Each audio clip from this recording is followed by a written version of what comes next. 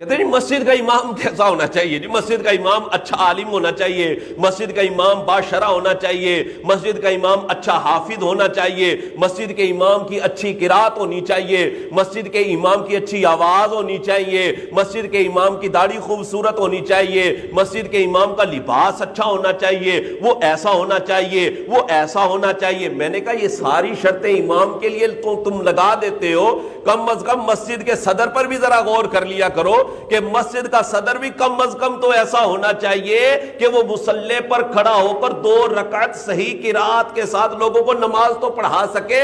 مسجد کا صدر کم از کم ایسا تو ہونا چاہیے کہ وہ فاسق معلن نہ ہو، وہ داڑھی منڈا نہ ہو۔ مسجد کا صدر، مسجد کی انتظامیہ کا ممبر کم از کم ایسا ہو کہ وہ 5 نمازیں باجماعت پڑھنے والا تو ہو۔ مسجد کی انتظامیہ اور مسجد کا صدر کم از کم ایسا ہونا چاہیے کہ وہ فاسق معلن تو نہ ہو، وہ اعلانیہ فسق کرنے والا تو نہ ہو۔ ہم لوگ کیا دیکھتے ہیں جناب؟ یہ مالدار ہے جناب، یہ حاجی صاحب ہے جناب، ہم نے جناب اٹھایا اور ان کو مسجد کا صدر بنا دیا، مسجد کی انتظامیہ کا ان کو ممبر بنا دیا، ان کو خزانچی بنا دیا۔ کم از کم ان کا ٹیسٹ تو لینا چاہیے، جس طرح ہم امام کا تو ٹیسٹ لیتے ہیں کہ امام کو یہ آتا ہے، امام کو یہ نہیں آتا۔ ہم مسجد کا امام بنانے کے لیے تو ٹیسٹ لے لیتے ہیں۔ وہ بھائی مسجد کا صدر بنانا یہ بھی ایک کام ہے۔ جس طرح ہر بندہ امام نہیں بن سکتا، اسی طرح ہر بندہ مسجد کا صدر اور مسجد کا خزانچی بھی نہیں بن سکتا، مسجد کی انتظامیہ کا ممبر بھی نہیں بن سکتا۔ ہاں، ہر بندہ نہیں بن سکتا۔ کم از کم ان کو وقف کے مسائل تو آنے چاہیے۔ وقف کے مسائل کا پتہ ہی نہیں ہوتا کیا ہے جناب؟ مسجد کی چیزیں اپنی ذاتی استعمال میں لائے جا رہے ہیں۔ مسجد کا چندہ جناب کوئی قرض دے دیتا ہے، صدر صاحب جناب فلاں بندے کو قرض دے دیا جی، انہوں لوڈ سی میں انہوں دے چھڑے جناب۔ اب کیا کرتے ہیں جناب؟ مسجد کی چیزیں ہوتی ہیں، مسجد کا کولر ہے، مسجد کے پنکھے ہیں، وہ جناب فلاں کی فوتگی ہو گئی تھی تو ان کو دے دیا، چلو جی استعمال کر لو۔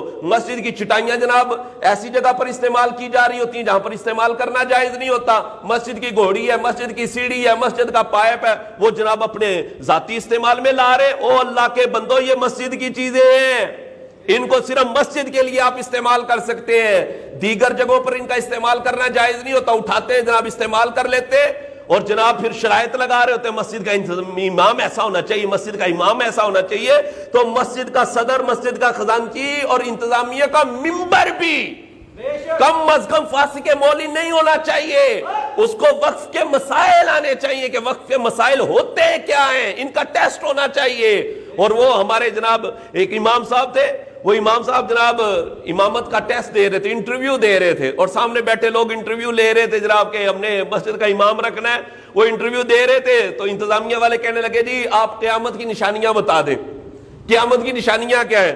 تو امام صاحب بھی بیچارے دل جلے تھے، وہ کہنے لگے، کہتے ہیں جی قیامت کی نشانیوں میں سے ایک نشانی یہ ہے کہ ایک عالم کا ٹیسٹ سامنے جاہل بیٹھ کر لے رہے ہو۔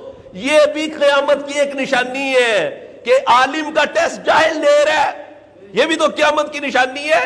یہاں جناب امام کا ٹیسٹ کون لے رہا ہے؟ وہ جاہل انتظامیہ لے رہی ہوتی ہے۔ او اللہ کے بندو، ہر بندہ جو ہے وہ انتظامیہ نہیں بن سکتا، ہر بندہ مسجد کی انتظامیہ کا ممبر نہیں بن سکتا۔